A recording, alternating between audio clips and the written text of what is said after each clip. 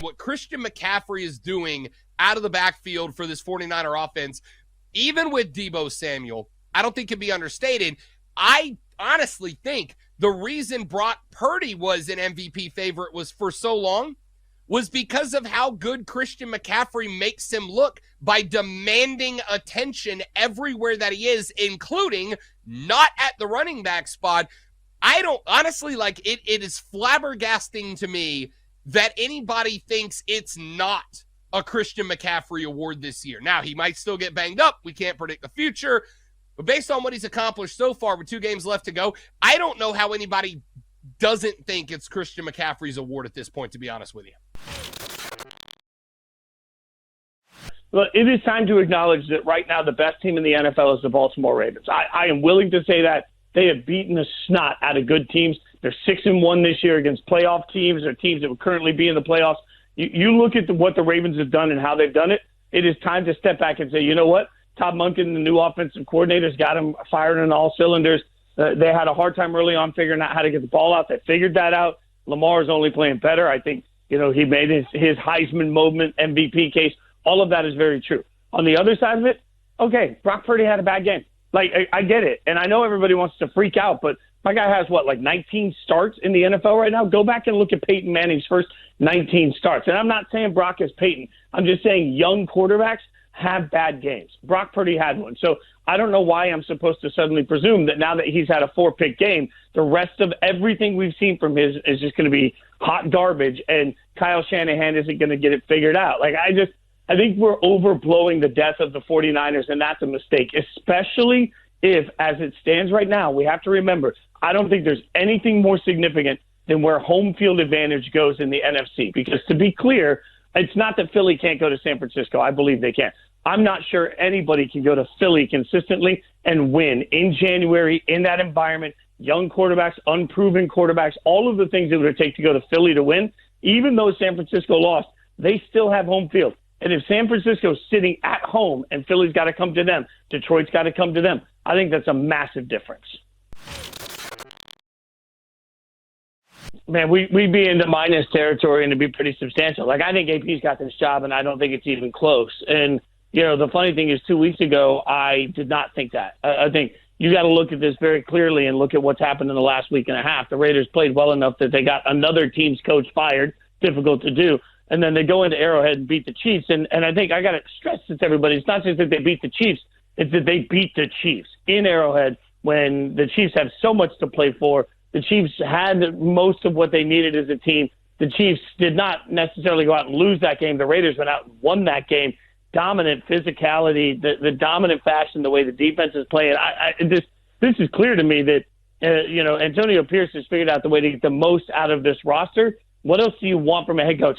Barring Mike Tomlin suddenly becoming available or somebody of that stature, I don't see any other name that I would put in that seat. So I'd put it – now we're down to the minus 180, minus 200 range at this point.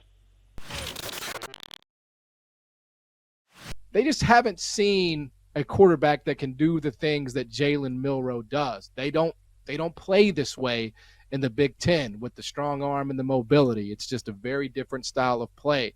So if you are Jim Harbaugh and that Michigan defense, how can you, if at all, prepare for the talent that Alabama is going to throw at you at the quarterback position in Milroe? Well, I would push back on that a little bit. I mean, they played C.J. Stroud last year. That was a player, a really good player in the NFL, but maybe not quite as mobile or uses his legs as much as Jalen Milroe does. So I'll meet you halfway there. I think that is an interesting challenge for this defense because of Milroe's ability to, you could play everything right and then he could just run for 30 yards.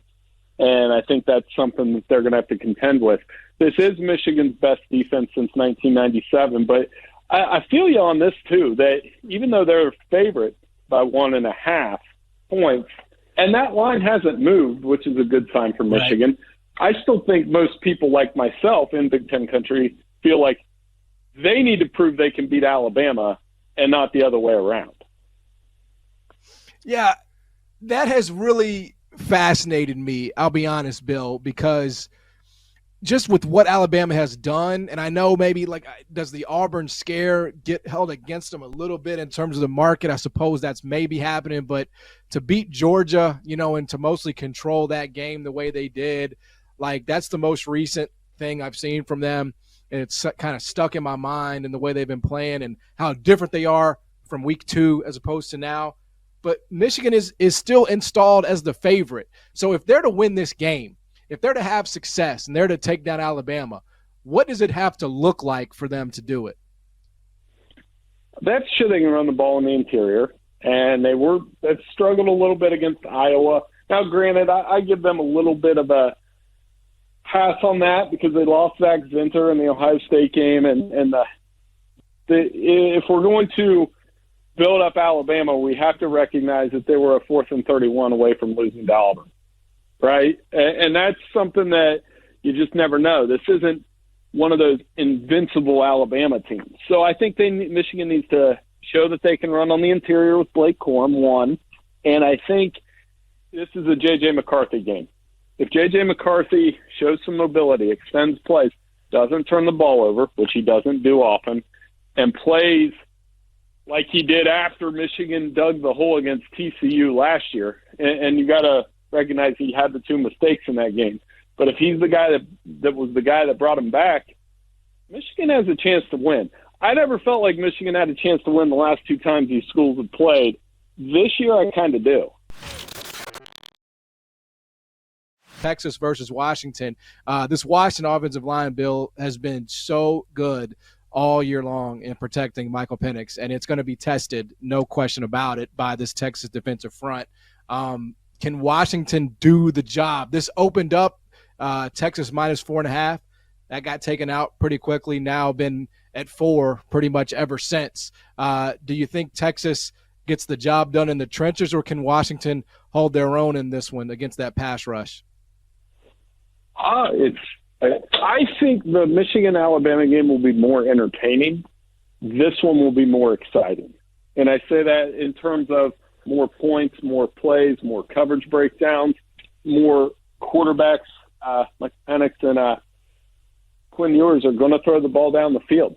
There's NFL receivers all over the field.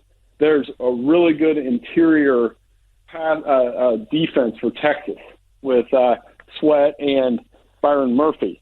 So it's going to be a fun game. And it's inside, which makes it even better at the Sugar Bowl. So I think they both get up and down. You can watch the Alamo tape from last year when Washington beat them, and I think we're looking at a pretty similar game. It's hard for me to go against Texas here, though, just based on how they played in the second half of the season, where they seem to get better with each week.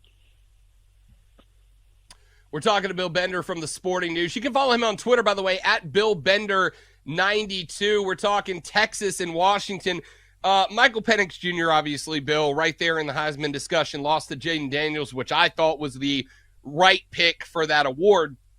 But do you think that his losing that award based on what he did this year, running undefeated through what I think might have been the most difficult conference in college football this year in the Pac-12, how much of Washington's success in this game is going to be predicated on Michael Penix Jr. having one of those Heisman-esque performances?